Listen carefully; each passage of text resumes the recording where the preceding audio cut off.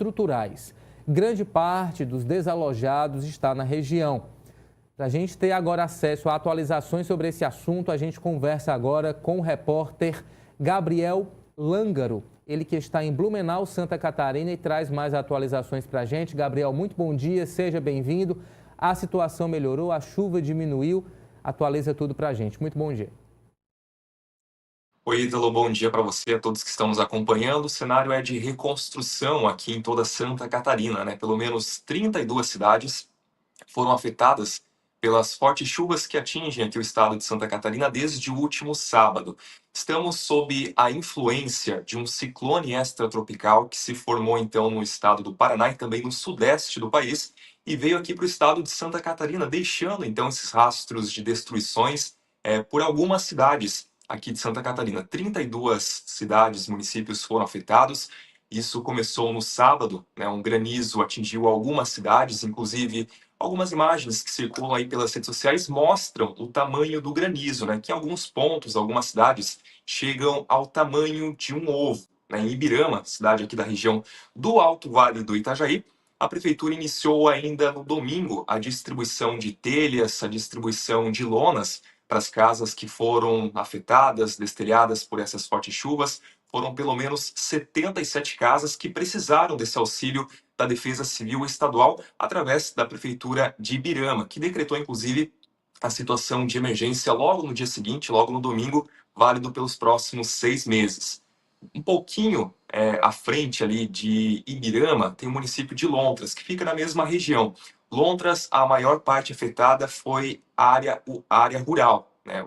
O território rural da cidade foi bastante afetado pelas fortes chuvas. A estimativa da Defesa Civil do município de Lontras é que o prejuízo na área agrícola passou de R$ 1,5 milhão. A cidade, que é muito forte na produção de milho, de cebola, de melancia, foi bastante devastada por essas chuvas de granizo e deixou esse prejuízo que passa de R$ 1 milhão. O município de Lontras também decretou a situação de emergência por consequência disso. Outras cidades, como Massaranduba e Petrolândia, seguiram na mesma linha e emitiram esse decreto de emergência, também válido pelos próximos 6 meses. Claro que a situação é mais complicada, mais complexa no município de Luiz Alves, que fica pertinho aqui de Blumenau, Santa Catarina, onde estou falando neste momento. A chuva em Luiz Alves aconteceu na tarde de ontem, segunda-feira, e também, né, deixou várias pessoas com prejuízos em decorrência desses alagamentos. Né? Foi um volume bastante alto de chuva, pelo menos 180 milímetros de chuva, num período de 6 horas. De acordo com a Defesa Civil ali da cidade, né, nunca na história tinha chovido tanto em tão pouco tempo, o que deixou ali diversas casas alagadas, né? O município de Luiz Alves, que é cortado pelo rio Luiz Alves, né, em alguns pontos já não sabia mais onde era o rio e onde era a área de casas, né, devido a esse alto volume de água. Em 3 horas, choveu o equivalente a pelo menos uma semana. Suspendeu aulas, alguns serviços também foram afetados por essas chuvas. E nessa segunda-feira mesmo, o prefeito de Luiz Alves decretou também a situação de emergência. Na manhã dessa terça-feira, o governador aqui de Santa Catarina, Jorginho Melo, e também o secretário de Proteção e Defesa Civil, Mário Hildebrand, estão em Luiz Alves e há essa expectativa dos anúncios que deverão ser feitos em relação ao município de Luiz Alves, que foi um dos mais afetados em todo o território catarinense. Devemos, então, ter essa atualização.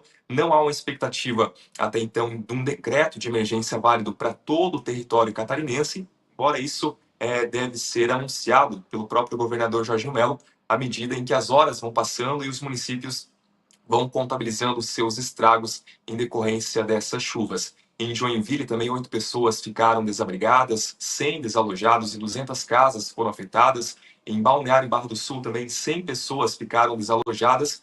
Fraiburgo e Chapecó, na região oeste de Santa Catarina, também tiveram registros de ocorrências em menor intensidade, mas ainda assim tiveram os registros. Aqui em Blumenau, o tempo segue nublado, não chove nesse momento, o que indica uma melhora progressiva no tempo, que é válido inclusive para todo o território de Santa Catarina, que esteve nesse fim de semana e nessa segunda-feira sob a influência desse ciclone extratropical que deixou esses rastros de destruição aqui no território catarinense, Ítalo.